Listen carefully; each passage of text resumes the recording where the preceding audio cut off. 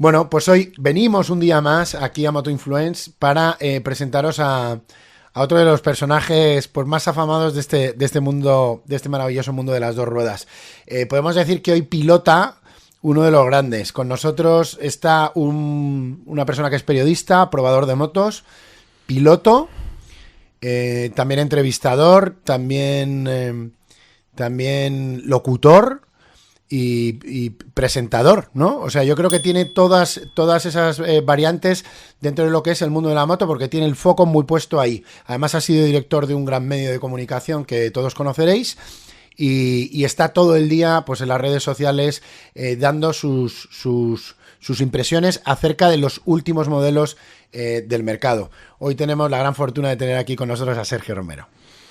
Hola, Irra, un placer estar aquí contigo, porque este proyecto, que sé que es una idea tuya personal, me parece muy chulo, muy cachondo, y es un placer pues estar aquí, compartir contigo un ratito, aunque yo creo que se te alargan las entrevistas, ¿no? Se me suelen alargar siempre, pero porque digo que es un hecho un poco egoísta por mi parte, esto del podcast, porque realmente yo soy periodista y últimamente pues tampoco ejerzo mucho mi labor y la parte de las entrevistas siempre me ha gustado mucho, y en este caso pues digo, joder, pues me apetecía mucho hacer este proyecto y traer a gente que admiro como tú, para que vengáis aquí a contar también y para que la gente conozca un poco más a estas personas que estamos alrededor del mundo moto. Así que nada, lo primero que cuento siempre es ¿cómo estás? ¿Cómo te va la vida?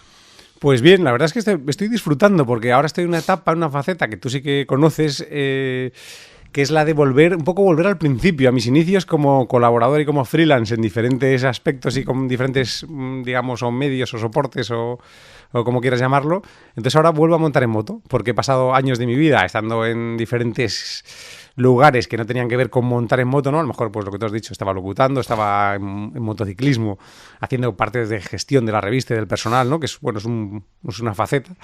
Y quizá la mía tiene que ver más, mi persona está más relacionada con montar en moto, ¿no? Yo soy una persona de acción, por decirlo de alguna manera, y entonces ahora estoy un poco reviviendo esa época a la vejez, estoy montando mucho moto. Sigo colaborando con motociclismo, hago un podcast también con Honda, hago cosas con la Federación Española, vídeos y también directamente con las marcas, ¿no? Y todo eso me da más o menos la opción de montar mucho en moto y montar en motos deportivas, que siempre ha sido mi pasión y que siempre es lo que me ha molado. Y ahora pues al final incluso corro carreras y no sé, vuelvo a como una tercera juventud, que ya no es ni segunda. Y como siempre hemos conseguido liar a nuestro invitado, y en este caso Sergio Romero va a ofrecer para los premiados en este concurso que solemos hacer entre todos vosotros unas deslizaderas. Dice que mucha gente se lo pide, debe ser como una especie de fetiche. La verdad es que a mí siempre me ha llamado mucho la atención, y sobre todo viendo que las desgasta y mucho, seguramente estén desintegradas, ¿no?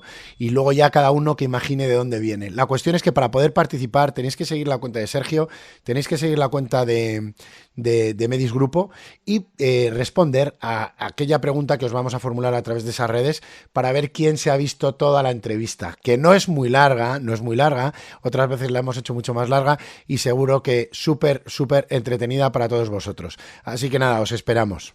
Qué bueno.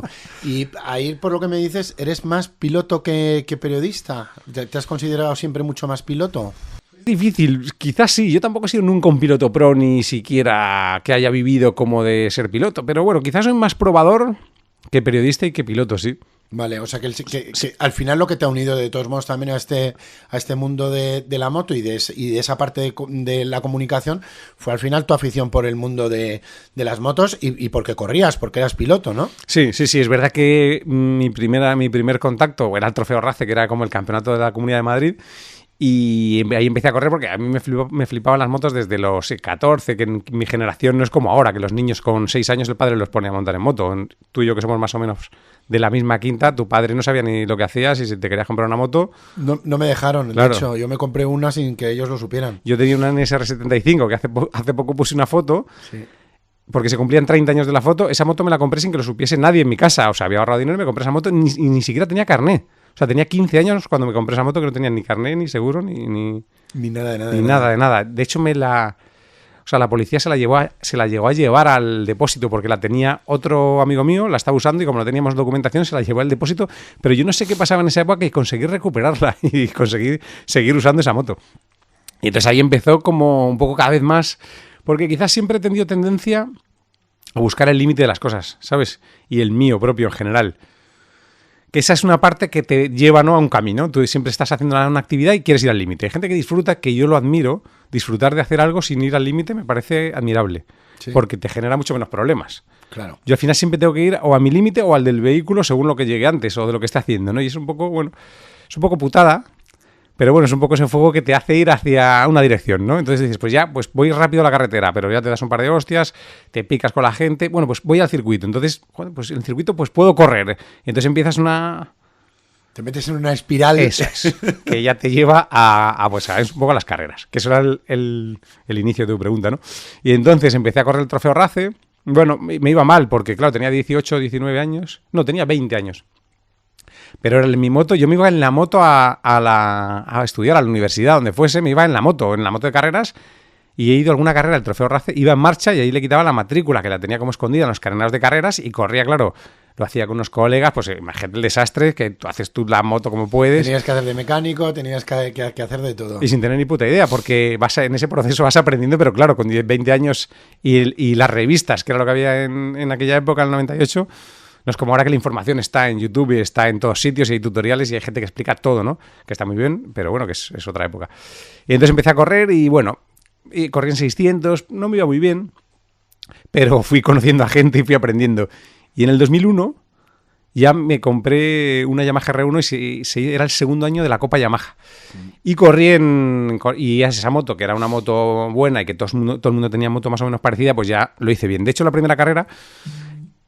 fue cuando la primera vez que salí en una revista de motociclismo que alguien habló de mí y fuiste tú, curiosamente, porque tú hiciste un artículo sobre el Trofeo Race y había una columna de la Copa Yamaha y tú dijiste, bueno, la buena actuación de Sergio Romero y tal, que yo hice segundo, Manolo Villaseñor, que es la persona que un poco me conectó ya con ese mundo, que él ganó la Copa ese año y que, bueno, tenía un taller al que un colega mío había estado haciendo prácticas y entonces me dijo, pues lleva la moto a Manolo, que es majo y tal, y ya conecté con él.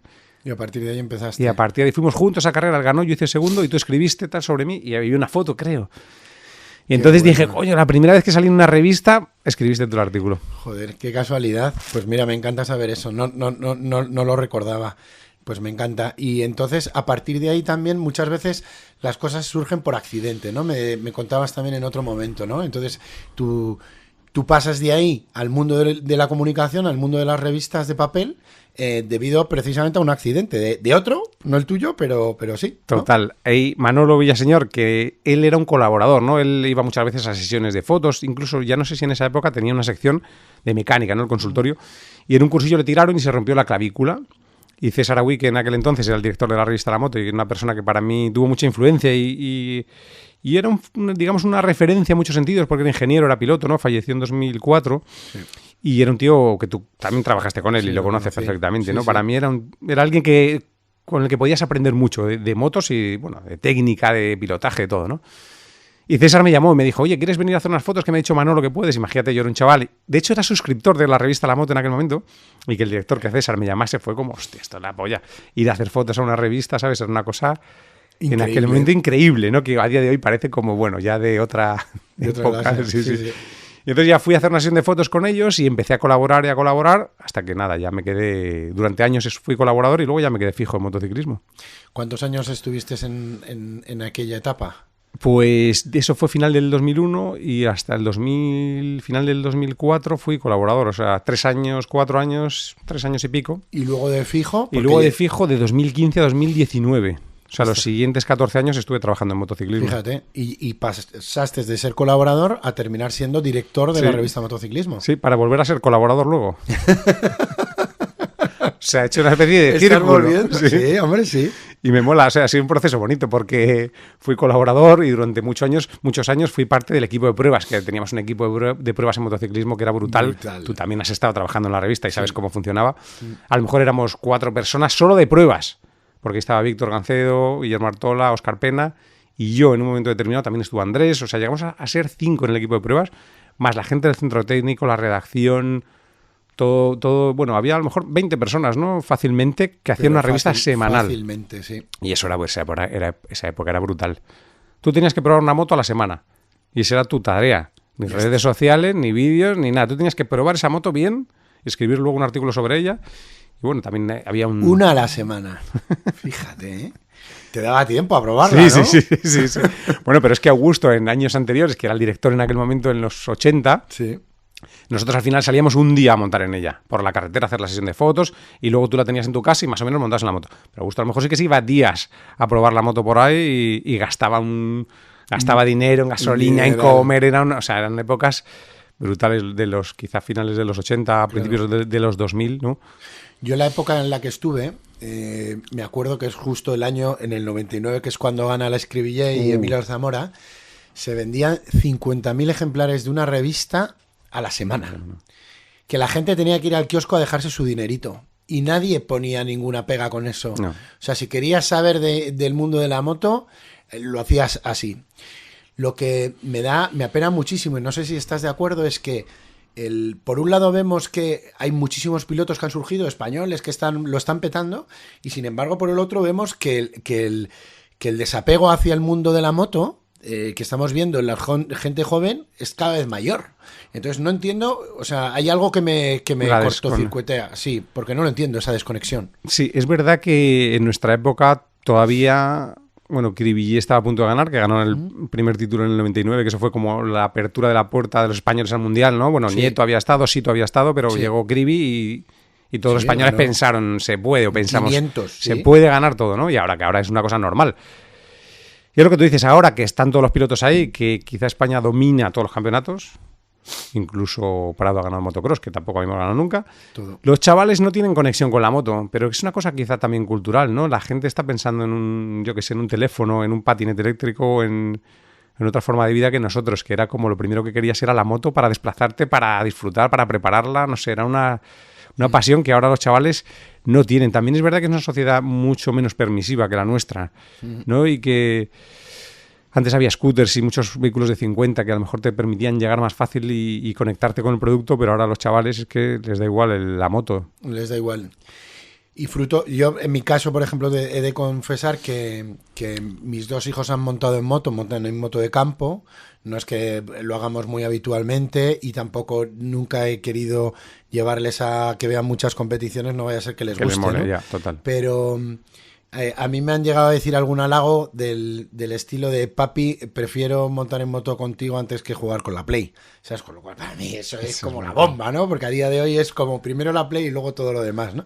Entonces yo creo que también culturalmente tiene que ver un poco con eso. Lo que pasa es que también, bueno, pues están luego los miedos de a ver si le va a pasar algo al niño y todas estas cosas. Pero antiguamente se podía ser más permisivo y a lo mejor lo pensábamos menos por aquello que decías tú antes también de, joder, si es que yo empecé a montar en moto, yo no tenía carné, yo no tenía seguro, y es que a veces tampoco llevabas casco, ¿no? O sea, fue el principio del casco. Era como el mundo al revés, ¿no? Sí. Pero sin embargo, aquí estamos, ¿no? O sea, tampoco vamos a decir ahora que la gente tenga que hacerlo, por supuesto que no, porque la seguridad está por encima de todo, pero que a lo mejor no se daban tantas vueltas a las cosas y al final disfrutabas con una pasión que yo en cualquier otro sector, tampoco es que conozca muchos sectores parecidos a este, ¿no? Pero la realidad es que la comunidad que se vive y la manera en que se vive la pasión por la moto, yo no conozco otro sector en el que sea así, ¿no? No, desde luego que no hay. Eso se nota mucho en gente que viene de otros mundos, cuando llegan a las marcas o a determinados puestos que vienen de otros sectores, como tú dices, y cuando llegan al mundo de la moto ven que hay una conexión, porque yo creo que a toda la gente que le gustan las motos tiene eso en común, ¿no? Esa pasión y esa forma de ver la vida o de disfrutar de la moto, que eso al final te hace conectar en muchas cosas y te hace, no sé, ser diferente ser un colectivo diferente. Y es verdad que en esa época solo con la pasión ya valía, ¿no? Porque todo lo demás lo buscabas y te apañabas para tener una moto, pues un Vespino, un scooter o una moto de 75 en la época, de lo que fuese, pero te buscabas. Yo, de hecho, siempre tuve motos de segunda mano. Siempre. Nunca me compré una moto nueva en mi vida, jamás. Fíjate. Bueno, luego me han dado motos nuevas para correr o para cosas determinadas, que motos que me he quedado, pero, o sea, ir a un concesionario y comprarme una moto nueva, tampoco tuve la posibilidad, a lo mejor económica, o si tenía la posibilidad económica de comprarme una moto pequeña, yo quería una moto grande para correr, entonces me compraba una CBR600 de segunda mano o una R1 de segunda mano, que estaba vieja, pero corría con ella, ¿no? Y era la manera de llegar. Sí.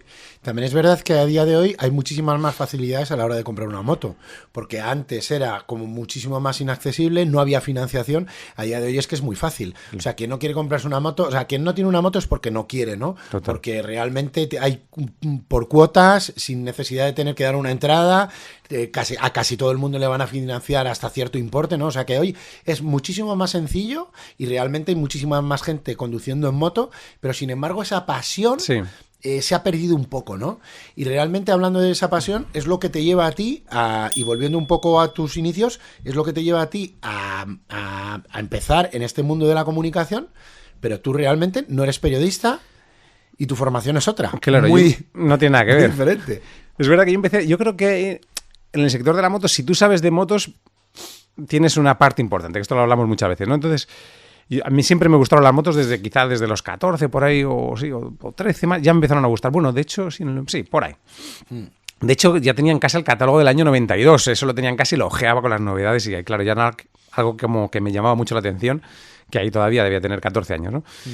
Y bueno, pues empecé a estudiar. También es verdad que me gustaba mucho la naturaleza, el mar, bucear, los animales, que eso es algo que me sigue gustando, pero más como hobby. Entonces dije, bueno, voy a estudiar ciencias del mar. Pero también, como estaba todo el día con las motos enredando, pues saqué malas notas y no me dio para ir a coger la carrera. Y entonces empecé a estudiar geología, que luego me daba paso a irme en tercero a ciencias del mar, que tenía que hacerlo en Canarias o no sé, también en otra universidad en el norte. Pero en ese proceso pasó todo esto otro de lo que hablábamos. Empecé a correr, Manolo se lesionó, llegué a la revista que dije, joder, si es que esto es lo que yo leo, es esto, ¿no? Esto es lo que yo quiero, en realidad. Claro, de repente había conectado con mi hobby de una manera brutal. Me junté con toda la gente a la que leía, conocí a la gente en persona, ¿no? Me dejaban sus monos para ir a hacer las fotos. Fue como, hostias, esto es lo máximo, ¿no? Realmente, si tú en esa época es como si ahora alguien que sigue a un youtuber, pues conoce al youtuber y se pone a currar con él, ¿no? Uh-huh. Y ya me conecté ahí. Y es verdad que el periodismo es algo que yo creo que puedes aprender con la experiencia, ¿no? O sea, el hecho de trabajar en una revista, de tener ya el conocimiento del tema, del lenguaje también, y luego a partir de ahí, pues te enseñan cómo funciona una revista, sabes cómo son los textos, eso lo vas aprendiendo poco a poco, cómo te comunicas con la gente y luego al final, pues sobre la marcha te vas volviendo un periodista, ¿eh? Aunque es verdad que yo nunca me considero un periodista de verdad, ¿sabes? Que hay gente que... Mi mujer es periodista, por ejemplo, aunque no ejerza, pero hay gente que le molaba el periodismo, el enfoque, ¿no? De contar la verdad, de buscar esos titulares de las entrevistas. Yo al final he hecho de periodista, ¿no? Y muchas veces he entrevistado. Y de probador, entrevistador también. Y muchas veces pienso, joder, me falta algún toque de periodista nato, que lo tengo más de lo que hablamos antes, más de montar en moto y de buscar el límite que de buscar el titular, ¿sabes? Pero bueno, al final luego lo ejerces y sí, me siento periodista. Luego también te has formado en la parte de locución y todas estas cosas, ¿no? Para esa época que tuviste también de que estabas locutando algunas carreras, ¿no? Que estuviste una temporada en MotoGP, ¿no? Sí. Haciéndolo para Telecinco, ¿no? Y que coincidiste además con Nico, que precisamente uno de los que dijo que tenías que venir aquí a hacer la entrevista fue Nico A. Sí, además sí. de Jaime de Diego. Pues Nico ves es el ejemplo de un gran periodista que, bueno, es verdad que al principio no era un periodista quizá especializado en la moto, era el deporte en general, que eso también le costó llegar, pero luego el tío ahora se ha puesto las pilas muchísimo y está haciendo contenido súper de moto. Y sí, hubo un momento en el que llegué a la tele también. Primero llegué como comentarista técnico en el Campeonato de España, bueno, en el CEP, que ya era más o menos europeo, con Keiko Ochoa, que también es otro gran comunicador. Y ahí empezamos a hacer las carreras, que eso fue un proceso súper bonito porque vivíamos en el paddock con todo el CEP y pasamos años muy buenos pues viendo las carreras ahí. Éramos los únicos que las hacíamos cuando Telecinco tenía los derechos, hacíamos en Energy, que era el segundo canal, hacíamos el Campeonato de España, que yo creo que tú ahí también estabas trabajando quizá con algunos equipos todavía, ¿no? Sí, hacía cosas con equipos, sí. Y de ahí, luego el año siguiente Keiko se fue y yo hice con Óscar Aro como 3 años de Campeonato de España y después hubo un año que ya me subí y, digamos, a primera división, que era MotoGP en Telecinco, y hice esa faceta, pasé de ser el narrador principal del CEP, que fui con Óscar, a ser como el comentarista otra vez técnico con Nico Abad y con Nieto, que fue brutal estar con Nieto en la cabina. ¿No? Claro, Nico, que es un gran periodista, tiene una manera muy pasional también de retransmitir, pero es un tío que también siempre busca y te ofrece una visión muy buena, te da una visión muy buena del espectáculo, de cómo se cuentan las cosas, de cómo en España no hay quizás esa costumbre o esa cultura, mejor dicho, del espectáculo que tienen en otros sitios, como en Estados Unidos, y de la forma de contarlo. Y luego Nieto, que es un personaje, o sea, estar con Nieto fue súper especial, ¿no? Era un tío que te... Hostia, que te enriquecía mucho, que te aportaba muchísimo y que te contaba historias, claro, que no puedo contar. Eso es, o sea, lo peor de esta profesión es que las mejores historias son las que no puedes contar, ¿no? Pero bueno, historias hoy de... esperamos que nos puedas contar unas pocas. Sí, hombre, de las que he hecho yo sí, pero de las... No, de las que han hecho pero otros, que han claro. hecho otros es que es complicado, pero siempre pienso... Esta historia que me has contado es buenísima y es justo la que no puedo contar, Pero se ¿no? puede decir el pecado, pero no el pecador, ¿no? A veces. Claro, pero ahora Bueno, ya... yo Sí. es por intentarlo. Pero cosas de... Sobre todo, muchas cosas de por la noche. Claro. Muchas fiestas. Hay muchas fiestas relacionadas con muchos pilotos que es que son historias que dices, joder, claro, es que... Ahora se vive una época en la que todo el mundo es ordenado, es deportista de élite, es organizado. Bueno, lo que hablamos antes de lo que pasaba en la calle Sí. es lo mismo en las carreras. Las carreras antes eran un desfase. Hay una generación madrileña que eran delincuentes incluso para ir a las carreras de los 80, ¿no? 70, 80. Luego otros de fiesta absoluta, incluido a Nieto, ¿no? Que yo lo he visto por la noche. Yo he estado en un CEP. Nieto a lo mejor tenía 65 años, Ángel. Y pues, 65, sí, fácil. Y estar ahí hasta las 6 de la mañana el tío, como uno más, Como claro. el que más. Pero en esa época él solo era, o sea, ya no trabajaba de nada, estaba ahí para disfrutar, no se lo podía permitir, pero... Claro, bueno, Arguiñano estaba todo el día en el CEP también y le veías ahí de cachondeo a cualquier sitio al que fueras, ¿no? Es que era brutal. Además me acuerdo que una vez estaba Márquez también, Marc. Sí. Y estaba Yolea, su padre también. Estábamos todos por ahí por la noche. Bueno, y nosotros nos fuimos porque teníamos al día siguiente que retransmitir un directo. Y llegó... Era en Jerez, además. No sé si era la última carrera. Y ya teníamos un sábado una fiesta brutal. Y llegó... Estábamos en la cabina, Óscar Aro y yo. Y llegó Ángel. Y le dijimos, joder, sube tal a la cabina a hablar con nosotros. Claro, subió y llegó una resaca. Es que se le notaba en la voz. Pero aún así, aún estando con resaca, o sea, el personaje era tan grande, el tío Lo era sacaba tan... para adelante. Sí, lo sacaba para adelante. O sea, Sí. era... Y sobre todo en persona, ¿no? Porque la tele, bueno, la gente podía decir, Nieto, tal, lo que sea, ¿no? Que además tú siempre que hablas por la tele hay gente que le gusta más o menos. Sí. Pero tú veías a Nieto en persona y era alguien tan icónico que transmitía tenía un aura. un aura, un power, subía allí después de haber salido y decías, este tío es que es el amo. Sí. ¿Sabes? Porque puede venir aquí después de estar de fiesta y, hostia, contar todo esto. Y ese día lo recuerdo muy divertido allí en Jerez con... Qué bueno, qué bueno. Y desde el punto de vista de que pasas del papel a hacer tele, Sí. yo creo que el salto es gigante, ¿no? Quiero decir qué que sentido? que son canales muy diferentes sí. a la manera de transmitir, a la manera de Sí. de trabajarlo, ¿no? Sí. Sí, de hecho la tele estás mucho más expuesto y la comunicación que se lleva hoy en día se parece a eso, ¿no? Es estar en un vídeo, estar más expuesto, en acercarte a la gente, que es difícil, porque nosotros siempre en la revista siempre estamos en una división, un poco de una dimensión, mejor dicho, diferente, ¿no? Tú escribías tu prueba, contabas tus cosas y no tenías esa conexión tan directa digamos, con tus lectores o con tus seguidores, como tienes ahora, que tú publicas una cosa y la gente te contesta, eres un inútil, qué bien, lo que quieran. Bueno, de hecho, los vídeos de TikTok me fascinan, macho, porque pongo un vídeo de una de X, una deportiva, Lo que sea. y empiezo a ver los comentarios, que hay algunos que les gusta y otros haters, y otros que empiezan a discutir con los haters. Y es que eso me parece una genialidad, que a lo mejor dice, joder, esta moto es una mierda, era mejor la tal. Y entonces otro le contesta a ese, tú no tienes ni puta idea, no sé qué tal. Y yo digo, qué maravilla que hay un tío que se moleste en contestar a otro de un vídeo que ni siquiera es ni suyo. Eso me hace, o sea, soy muy fan de los seguidores de TikTok, que son haters, pero Sí. me parto. Pero tienes una comunidad al final, ¿no? O sea, que alrededor de ti, quiero decir, no hay tanta gente también que a día de hoy hable de motos deportivas. Porque claro, en un mercado en el que además han estado, o sea, que ni estaban ni se las esperaba hace unos pocos años, ¿no? Por la crisis que hubo y demás, de la moto deportiva principalmente. Claro, yo creo que sigue habiendo un reducto, ¿no? Sigue habiendo gente todavía heavy user que buscan esa opinión y ese último modelo, ¿no? Que al final es que a lo mejor tú no te lo vas a comprar, pero que es al que te gustaría llegar, ¿no? Sí, yo creo que sí que la hay. Siempre es lo que tú dices, tal cual lo has descrito. Están ahí, es verdad que no son tantos porque al final, a mediados de los 2000, ¿no? Desde el 2000, bueno, desde el finales de los 90 hasta el 2008, hasta la crisis, Sí. las motos deportivas en nuestro país eran lo más, las 600 se vendían muchísimo, las 1000 empezaban a llegar, ¿no? Y esa época fue brutal. Como esa es la época en la que yo digamos, crecí, para mí las deportivas siempre han sido lo más divertido, ¿no? Y todavía queda una comunidad. Muchos son más o menos de nuestra generación, pero también hay gente un joven que le flipan las deportivas Porque al final representan, aunque no es una moto que muchas veces te compres, porque hay unidades que se venden 20 motos a lo largo del año en España, ¿no? De un modelo deportivo, o bueno, de otras 100 o 200. Sí. Pero pocas en general. Pero es una moto que representa el máximo potencial de la marca. ¿Sabes? En cuanto a tecnología, prestaciones, claro, por la calle ya no tiene muchas veces sentido utilizar una moto de 218 caballos. Pero que esa moto tenga una electrónica capaz de controlar los modos, un sinfín de tecnologías que encima te hacen ser mejor piloto, porque yo eso es algo que he vivido con los años. Cómo mejoras gracias a que las motos mejoran. ¿Sabes? Encuentras los límites de otra manera. Claro, con las motos de 150 caballos del 2001 con las que corríamos, si dabas mucho gas, te dabas un palo bueno, que no te apetecía. Entonces, explorar el agarre era una cosa que tenías que ir poco a poco. Ahora llegas con una moto potente, das, y en función de cómo tengas la electrónica vas descubriendo ese límite, ¿no? Y eso es algo, que eso es una maravilla, eso es como magia, ¿no?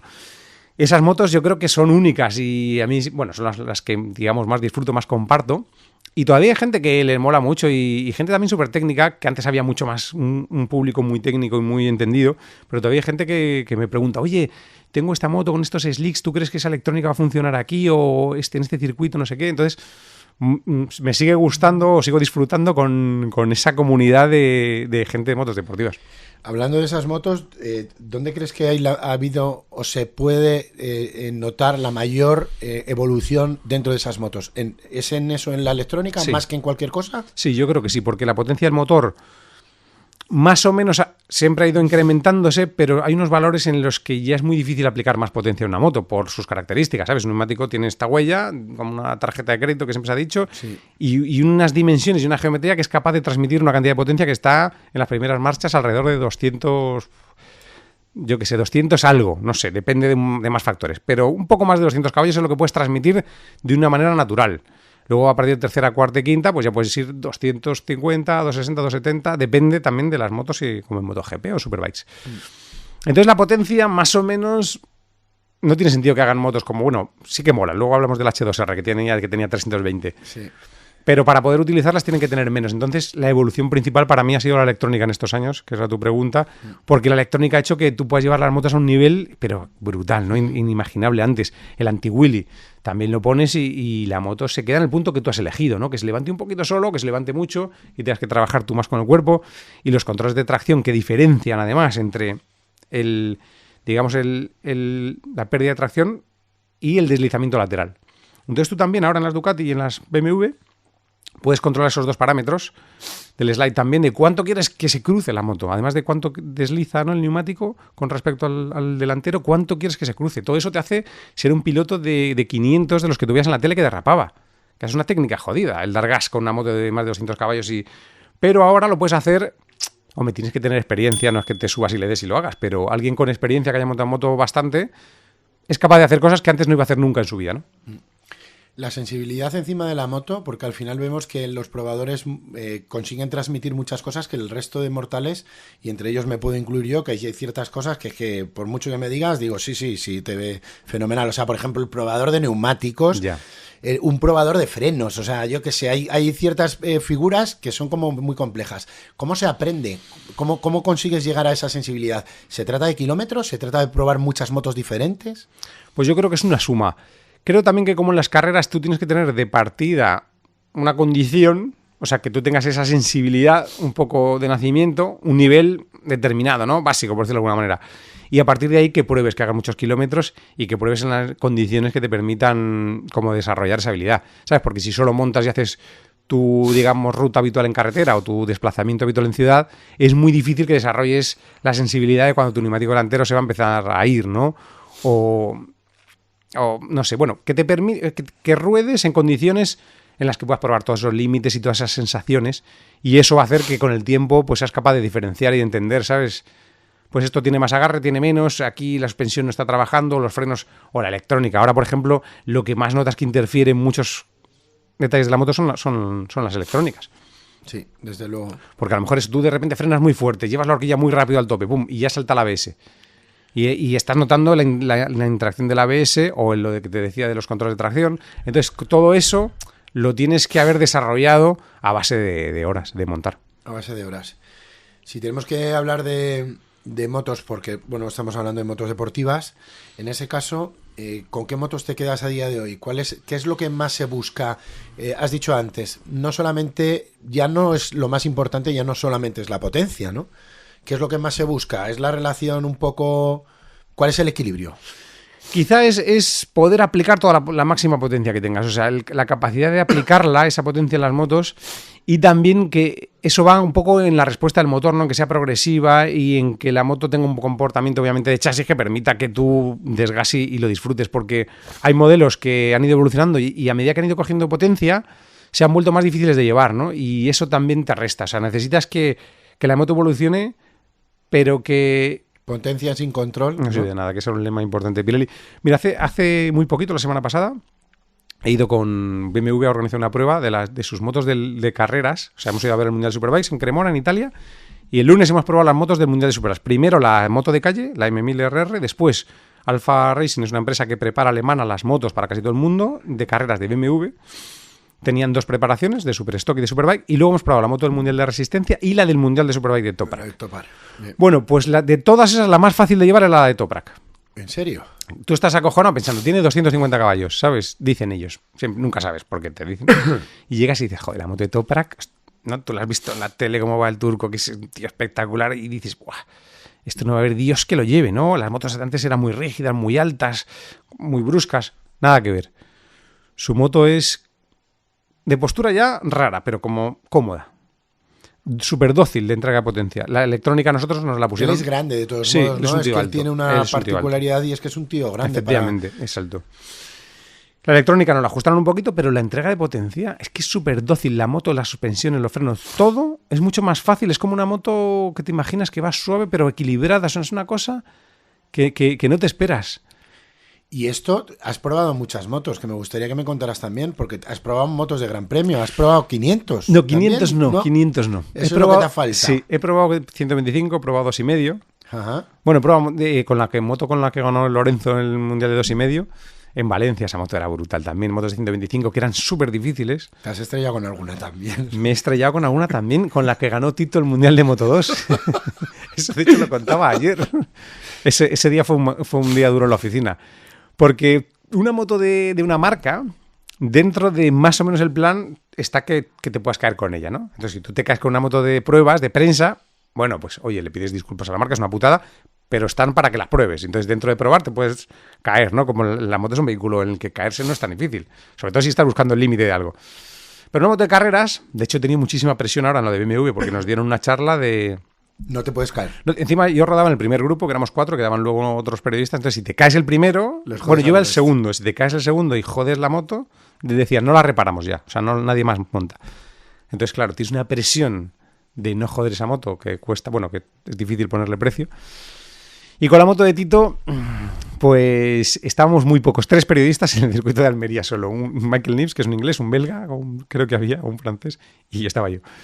Entonces salimos con la moto. Bueno, la moto era la Moto 2 Acalex, que es una moto súper fácil de llevar. Sí. Es una moto divertida y que cualquiera que se suba en esa moto se lo va a pasar bien, porque tenía... Bueno, pues no es y el motor no corría mucho de esa, claro, ¿no? Esos motores tendrían 120 caballos. No estaba el motor de Triumph, ¿no? No efectivamente, ese era el motor de Honda que tendría 120 caballos o lo que fuese y era súper...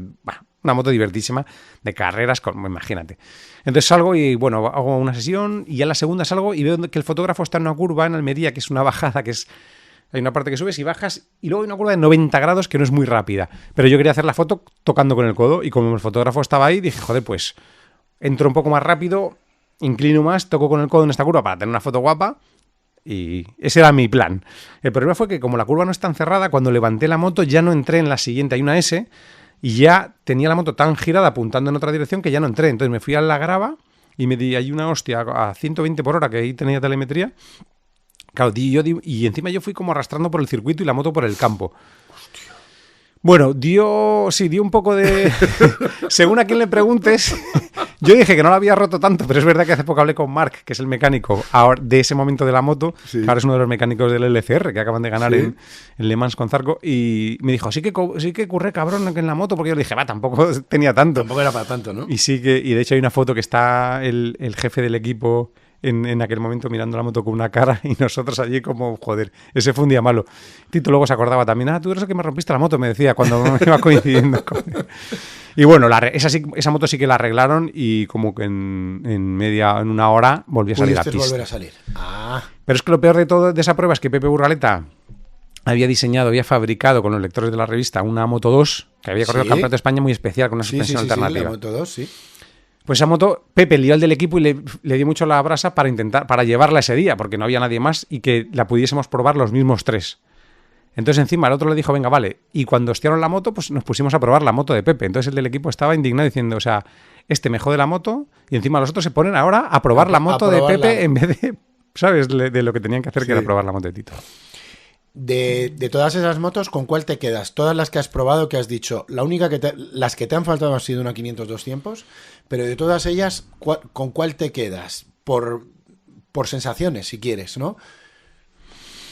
Quizá no he probado las versiones de MotoGP Full, solo he probado la RC213 VS, que es la moto que hizo para la calle, pero con el kit que tenía, que se parecía un poco de chasis y de motor, se parecía bastante a la moto satélite, por ejemplo, con la que corrió Nicky Hayden al final del no sé qué año era, pero bueno, las satélites.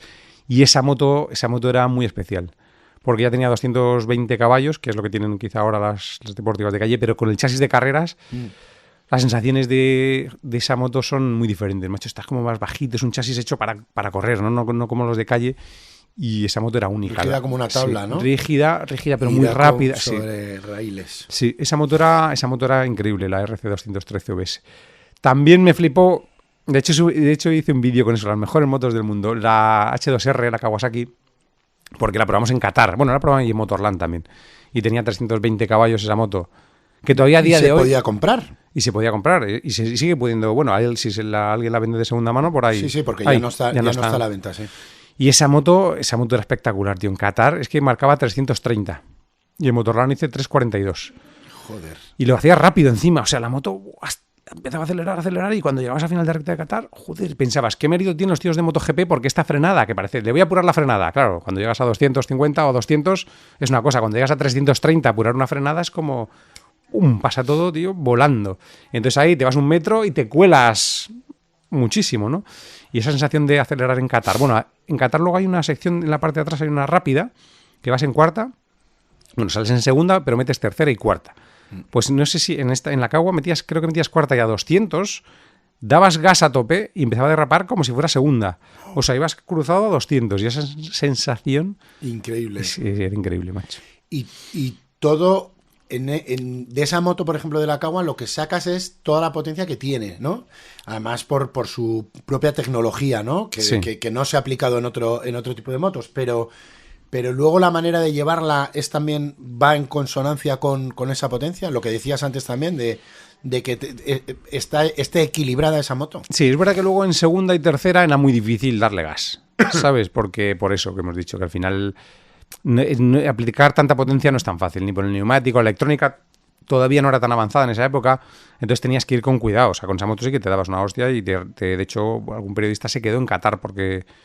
sufrió un high side y se rompió la cadera, uno de los alemanes. O sea, era una moto increíble, pero que tenías que pilotar con cuidado al principio. No era una moto pensada quizá para ir rápido, para hacer un tiempo por vuelta muy rápido, sino era... para hacer punta. Para disfrutar de la aceleración cuando ya estaba un poco controlada. Ajá. ¿Sabes? Pero claro, eso también lo hacía una moto como las de antes de... me tengo que agarrar aquí y no sé lo que va a pasar, ¿sabes? Esa es la mayor velocidad a la que has ido en una moto. Sí, 3.41 o 3.42 creo que era en la recta de Motorland. Atajando, hay una manera de hacer, en vez de hacer la chicane esa que hacen en MotoGP, te vas recto, haces todas las sales. Te vas recto y entonces estás haciendo una super recta. Sí, y ahí he hecho 3.42, creo, sí. Qué bestia. Sí. ¿Hay mucha diferencia en cuanto a sensaciones de ir a 2.60 que ir a 3.40? ¿Sí? Sí, yo creo que a partir de... Es verdad que te vas acostumbrando a las velocidades, pero a partir de 2.80 empiezas a correr ya mucho, ¿sabes? O sea, 2.80 parece como que tu cerebro, bueno, pues registra bien las referencias. Pero luego ya cuando vas a 300 ya estás como en un salto al vacío, ¿sabes? De, estoy al loro, pero tengo que estar como anticiparme para no pasarme. Aunque hay una frase muy buena que decía Guy Martin cuando corríamos el TT en la isla de Man, y Guy decía, tu mente se tiene que acostumbrar a la velocidad, ¿no? Los primeros días que llegas al TT que ahí también vas mucho tiempo entre 200 y 300. Parece como que la velocidad te supera, ¿no? Pero dice, pero a medida que pasan los días de la semana, tu mente se va acostumbrando. Dice, yo al final ya hasta puedo ver la cara de los espectadores que están súper cerca en la isla. Y dice, cuando voy en la recta, hasta veo a los tíos. O sea, de repente pasas de no ver nada a ver, ¿sabes? A tener más consciencia. Y ese es un proceso de adaptación de tu cerebro que también requiere como entrenamiento, ¿no? O sea, que sí que puedes ir a 300 y cada vez sentirlo como una velocidad más normal, como los pilotos de MotoGP que llegan a 340 y como lo hacen cada 15 días, pues al final tienen la mente en eso, ¿sabes? Vamos a hablar, me la has puesto a huevo. Vamos a hablar precisamente de esa temporada en la que estuviste en el 2006-2007, ¿no? Que emprendes esa locura de participar en un TT, de hacerte unas cuantas temporadas corriendo en distintos gran premios, pero en la calle, ¿no? Como se vivía antiguamente.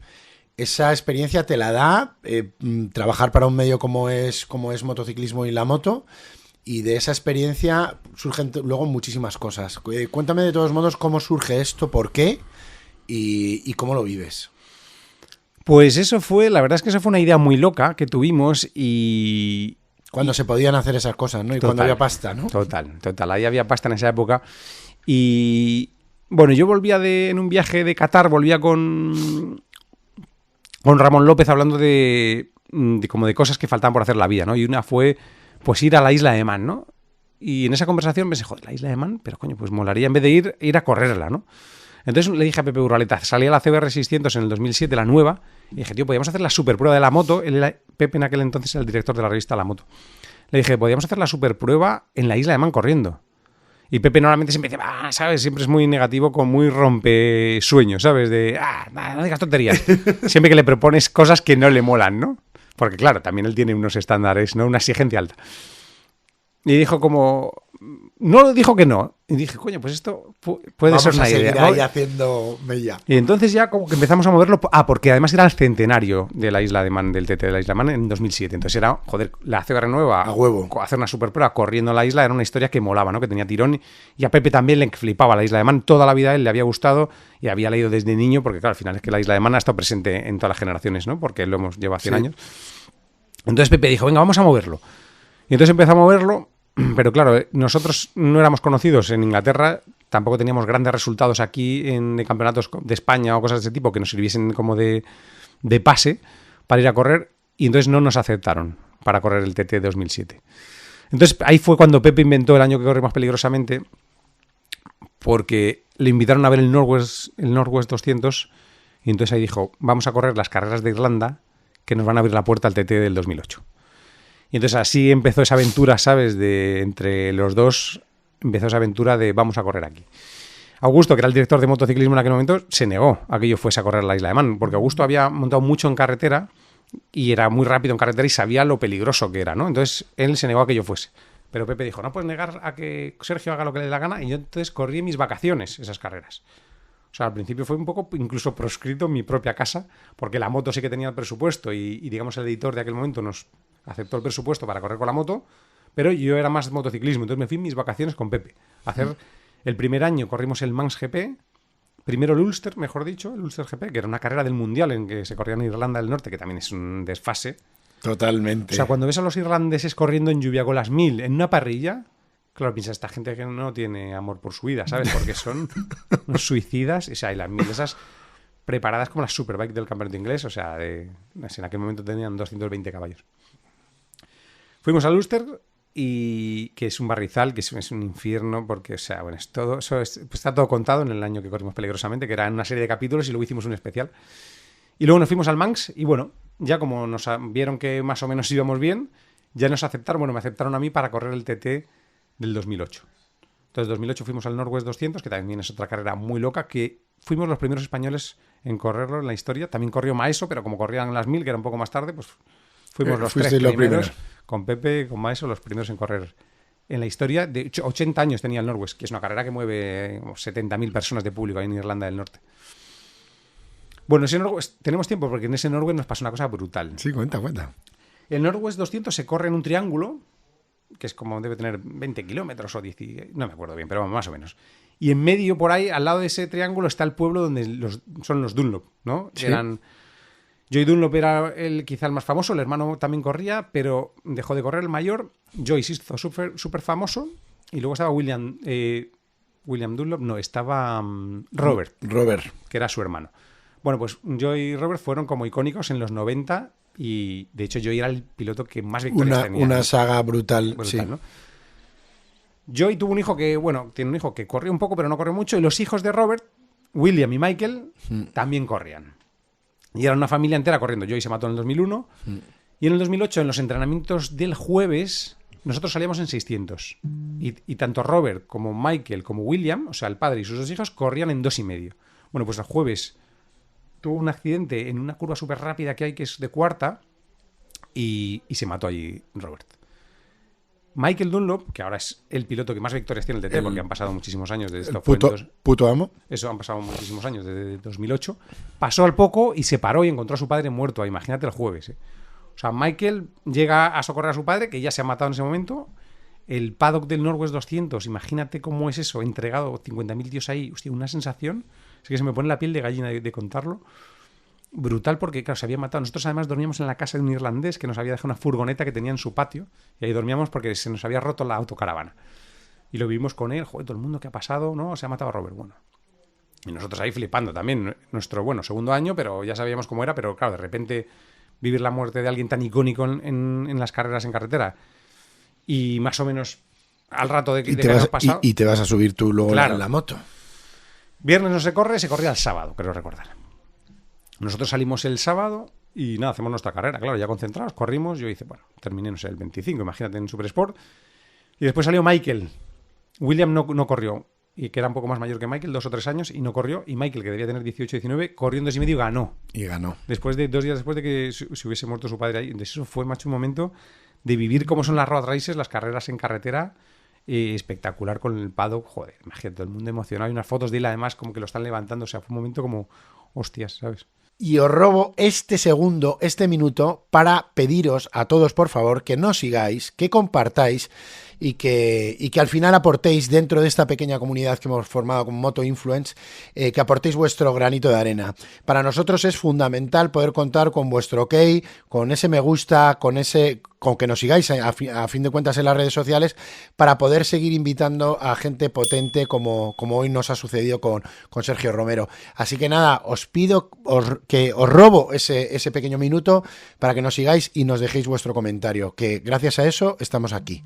Así que nada, nos vemos. Eso da mucho que pensar, porque más allá de esto de tu profesión en ese momento, estabas extendiendo esa pasión hasta un punto nunca insospechado, seguramente tiempo atrás, porque si te lo hubieran dicho no lo hubieras creído.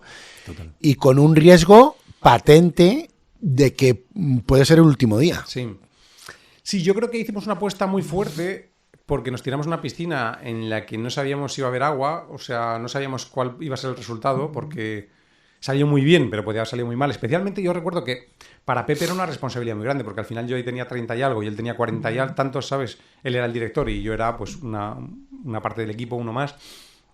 Si a mí hubiera pasado algo, porque yo iba un poco más rápido, buscando un poco más los resultados, dentro de que también siempre me dejaba margen, pero te puede pasar cualquier cosa, ¿sabes? Y yo creo que para él esa época fue de mucha responsabilidad y de mucho sufrimiento, ¿no? Porque si yo me hubiera matado en alguna de las carreras, que era una posibilidad... Hubiera recaído sobre él una responsabilidad, aunque fuera suya, ¿no? Total. Y bueno, por suerte salió bien. Bueno, yo la primera vez que llegamos al Ulster, Pepe me dijo, no, lo único no te caigas. Y en cuanto llegamos al primer entrenamiento en el Ulster, lloviendo, macho. Es que teníamos ruedas de seco y asfalto húmedo, partes secas. Joder, llegué a una curva, me colé un poquito, ya, y me fui largo a un prado que había, suerte que había una escapatoria y me caí.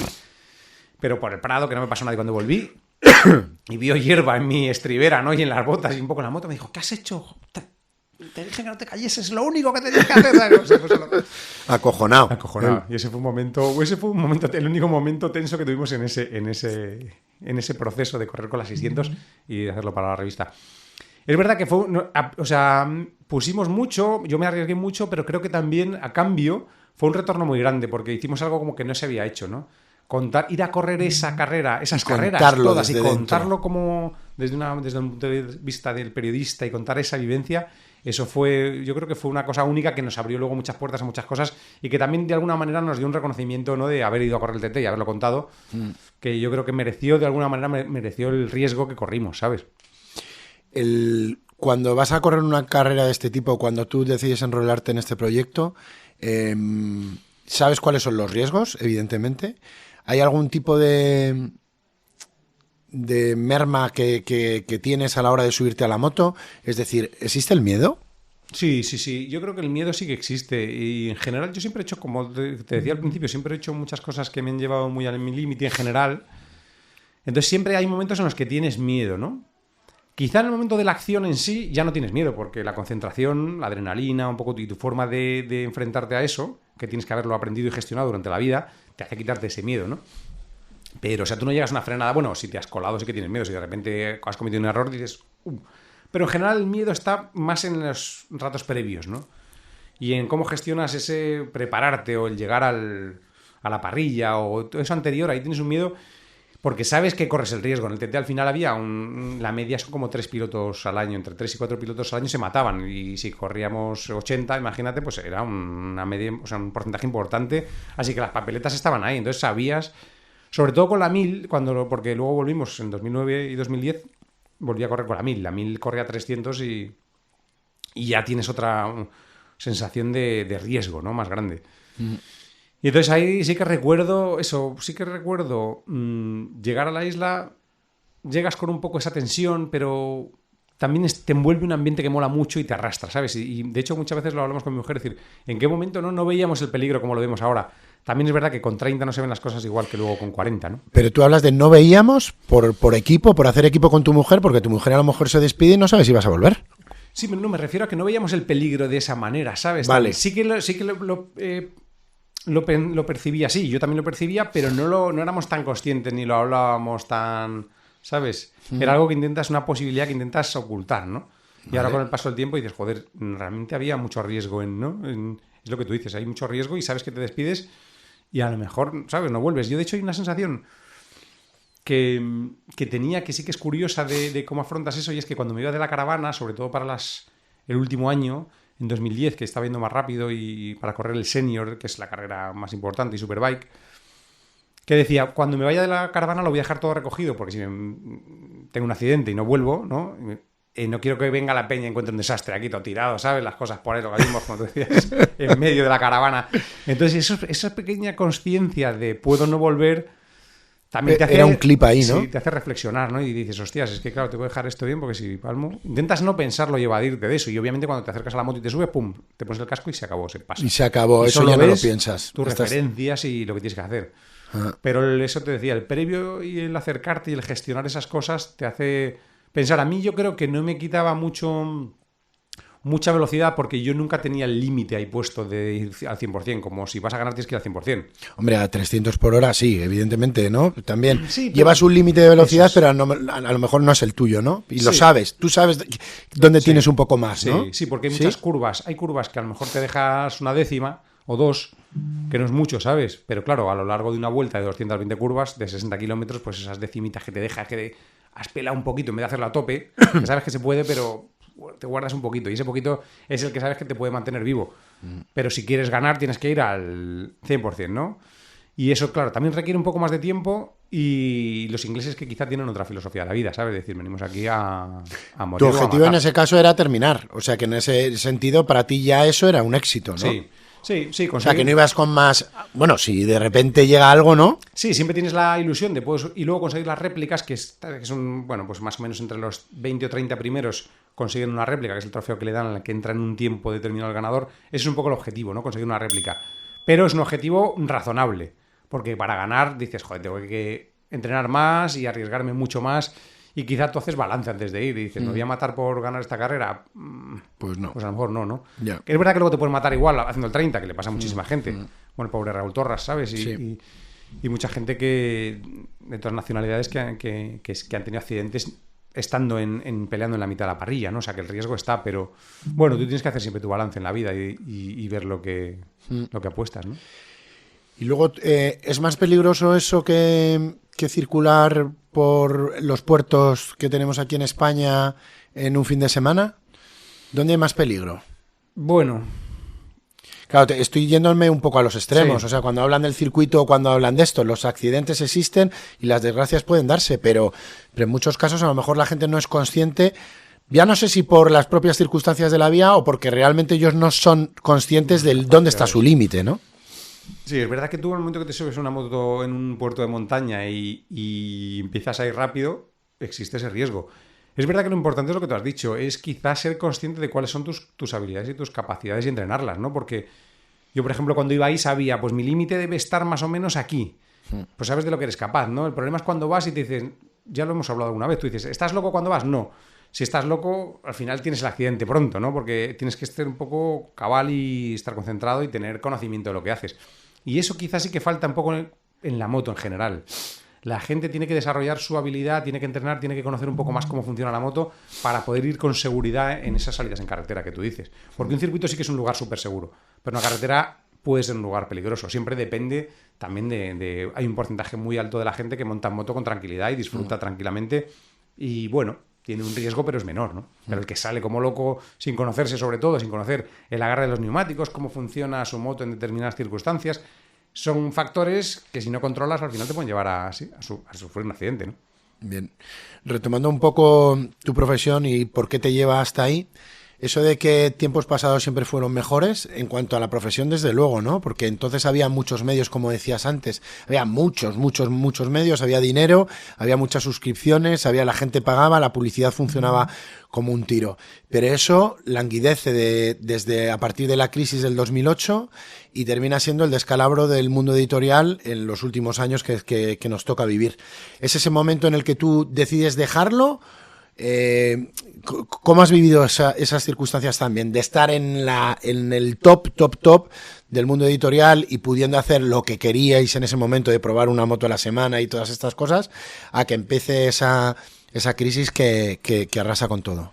Sí, la verdad es que hemos vivido un cambio súper importante, un cambio ahí también, yo creo, de modelo, ¿no? En el que la parte digital ha acercado lo que sea, en este caso las motos, que es de lo que hablamos, a la gente, pero por el camino se ha perdido todo ese power que teníamos nosotros, por ejemplo, como grupo en Motorpress en su día. Eso se perdió porque, sí, la crisis, el cambio, la gente ya dejó de comprar también las revistas, ¿no? La información se ha vuelto gratuita en general, la gente ya no se ha acostumbrado a pagar por un contenido, como tú decías que se hacía cuando estabas tú ahí en la revista, que era la única manera de saber, tenías que ir al kiosco y comprar.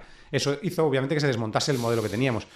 Y sí, hombre, fue complicado porque nos afectó a todos, ¿no? Éramos un grupo grande, además de amigos y de gente que tú conoces bien y que ha estado en la profesión, y claro, al final eso se va deshaciendo.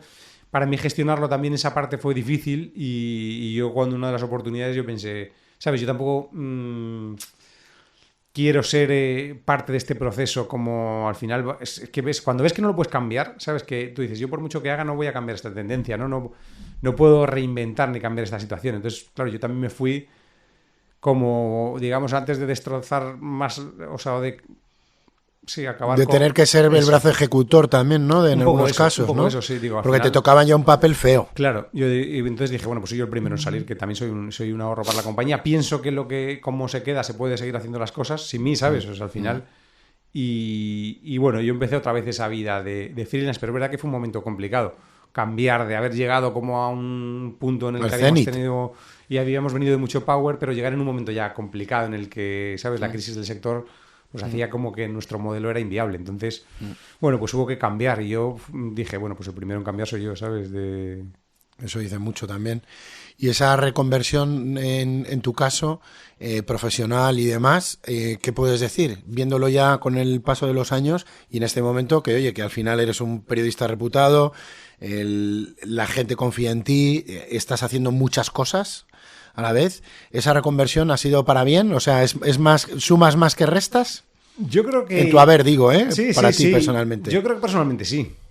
Porque he hecho cosas nuevas y al final siempre es enriquecedor. Y luego también, cuando es verdad que cuando estás en puestos de trabajo mucho tiempo, o en la misma posición mucho tiempo, al final te quedas como ahí encajonado, ¿sabes? Entras en un poco un bucle. Y ahora hago cosas que cambian mucho y lo que te decía... Vives más tranquilo. Sí, obvio, sí, vivo más tranquilo. Y he vuelto a montar en moto y disfrutar de la moto, porque luego hay un momento que si solo ves la gestión y el business y el tal, ya la moto en sí, mientras que ahora vuelvo a montar una moto y a disfrutar de eso, de probarla, de estar por ahí, ¿no? Y de hacer cosas diferentes. Los vídeos al final también son un proceso nuevo en el que tienes que aprender un poco eso, cómo hacerlos. Y es verdad que siempre es un reto. Y siempre es difícil ser una generación anterior y enfrentarte a una generación joven que llega de influencers y que hacen una serie de cosas que además tú ya no puedes hacer, porque a mí todo el mundo me decía, tienes que ser como un influencer, hacer las cosas, y yo pienso, a mí es que no me sale ya compartir este tipo de cosas en las redes, estar todo el día en las redes y hacer esto, aunque sepa que eso podría ser un futuro, pero pienso, es que, ¿sabes? Yo no soy así, yo soy un especialista, no un influencer, ¿no? Entonces es como, este es el camino o sea, tienes que buscar tu hueco, ¿no? En un mundo súper cambiante y en un mundo que tú lo sabes bien porque llevas también y gestionas este tipo de cosas.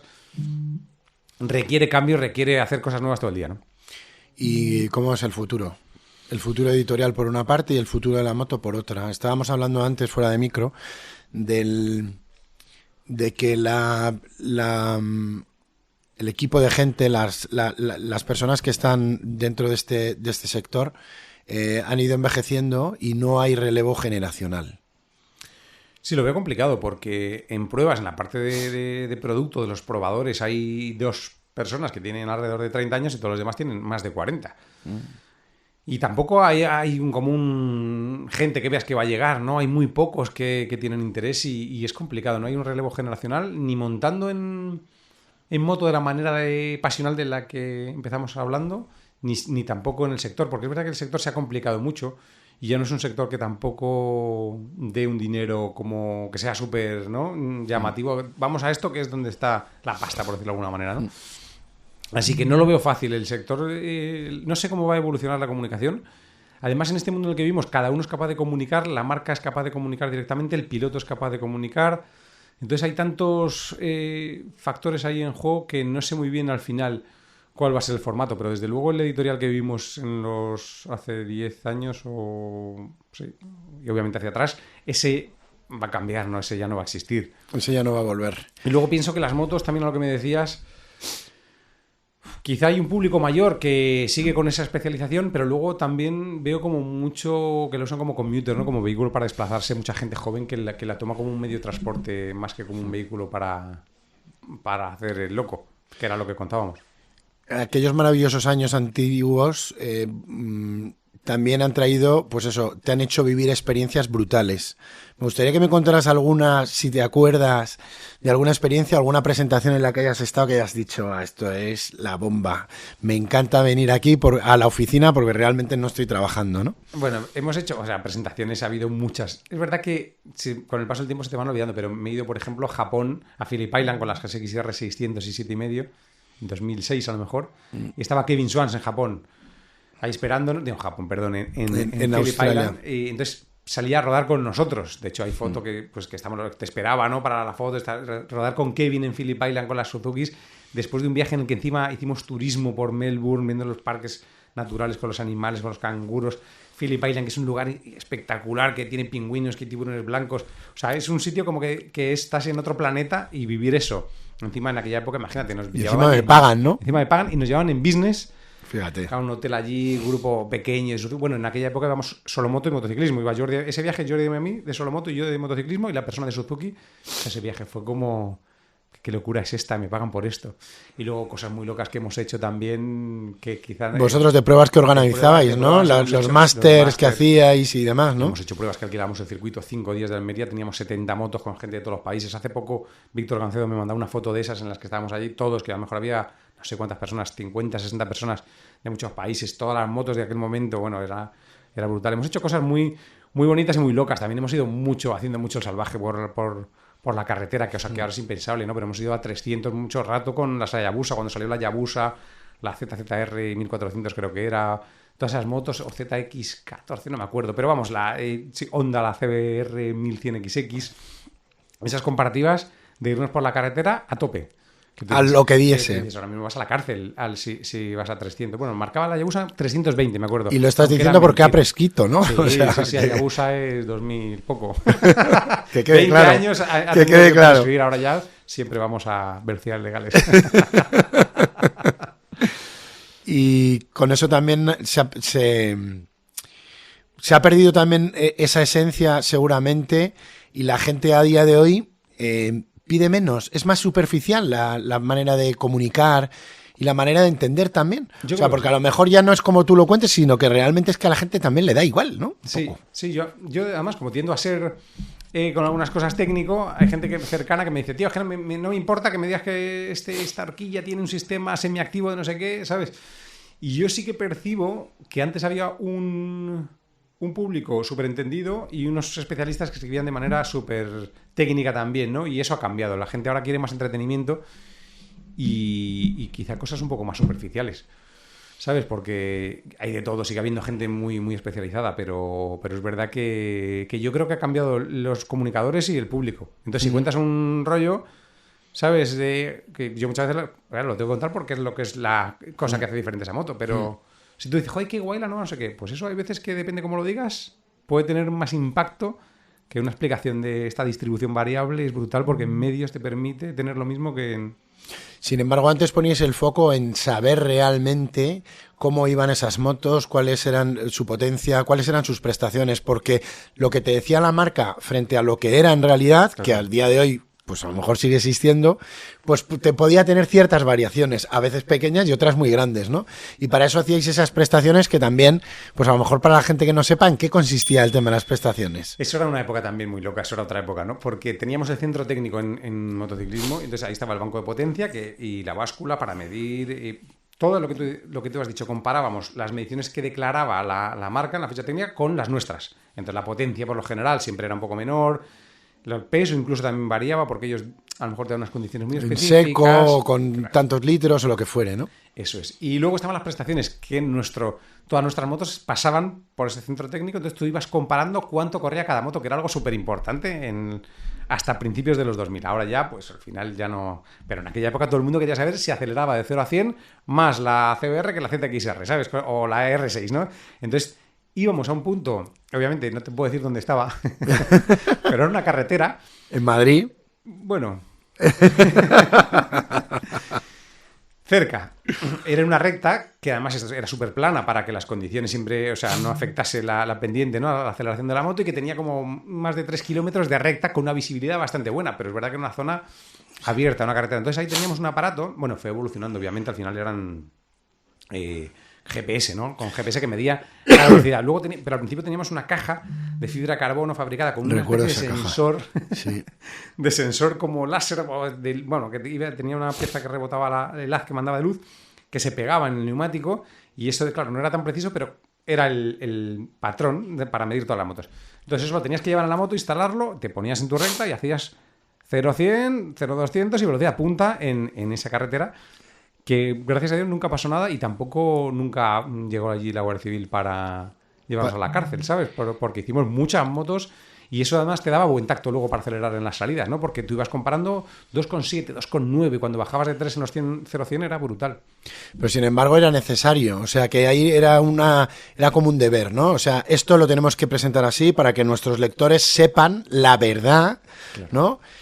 Se veía también las cosas de otra manera, ¿no? Es decir, había presiones también, podía haberlas seguramente, sí, ¿no? Sí. De las marcas y tal, pero al final la opinión del periodista iba a misa, quiero decir. O sea, lo hacías porque era, objetivamente, la moto está así hecha y va de esta manera. Luego, en cuanto al feeling y otra serie de cosas, a lo mejor eso es más subjetivo, ¿no? Pero se buscaba esa verdad dentro de lo que era, ¿no? Sí, yo creo que el centro técnico, ya teniendo los datos, te daba mucha fuerza para poder decir la verdad y comparar las motos. Y una comparativa es que quedaba claro que esta moto era menos potente, más lenta o más tal que otras, ¿no? Entonces esto ya lo ibas a contar así, más allá de tus sensaciones, como tú dices, y también los tiempos en el circuito, por vuelta, lo que fuese, pero muchas motos ya teníamos ahí el patrón y encima como teníamos power en aquel momento, es verdad que siempre había tensiones, pero podías contar las cosas de una manera mucho más directa y decir, ¿sabes? Y lo asumían. Sí, eso se fue perdiendo cada generación, porque algunos portadas de Motocid de los 80 o eso era como decepción, ¿sabes? Y esas cosas eran brutales de contar eso del periodismo, de decir, esto no va bien. También es verdad que las motos cada día han sido mejores. Y hay una moto para cada tipo de usuario, ¿no? Pero las motos han ido mejorando mucho, que había motos en los 90 que eran una mierda, ¿sabes? Y a principios de los 2000 que decías, tío, es que esto no va ni para Dios, no frena, no va mal, es inestable, se movían a cierta, o sea, alguna moto era como joder. ¿Y lo decías? ¿Se podía decir? Sí. ¿O había... Sí, hombre, siempre se ha escrito de una manera sutil o no, más delicada. No Una decías, de esto es cal y una otra de puta arena. mierda. Claro, pero eso no lo decías, que era una puta mierda. Pero sí que le dabas caña a motos. Había motos, me acuerdo de una Buell, por ejemplo, la Ulises, que era una trail que era una puta mierda. No ponía la palabra puta mierda, pero obviamente le ibas dando caña, juegas suspensiones, desde luego es inestable, salta, la pata no se puede poner, pues un sinfín de cosas que, ¿sabes? En el momento decías... ¿Y a día de hoy, Sergio, no se hace o realmente no hay moto mala? Yo creo que se hace menos. Sí que hay gente que es crítica, pero es verdad que lo que te decía, hay muchas motos que van muy bien. Y a lo mejor tienes que buscar el tipo de usuario.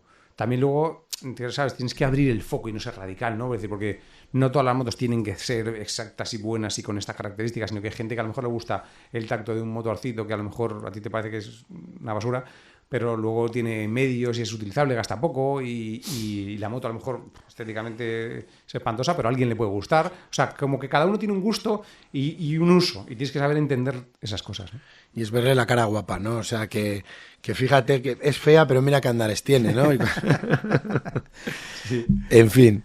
Vale, oye, mira, por ir terminando, nosotros aquí hacemos algo que es la vuelta rápida, que básicamente se trata de que nos vayas diciendo así rápidamente y de manera concisa, pues ciertas cuestiones. Y para poder empezar, lo primero que te quería decir es, ¿cuál ha sido la portada que más te ha gustado? De las que has hecho durante todos estos años en motociclismo, si tienes una que recuerdes de por espectacular. Que saliese yo. Sí.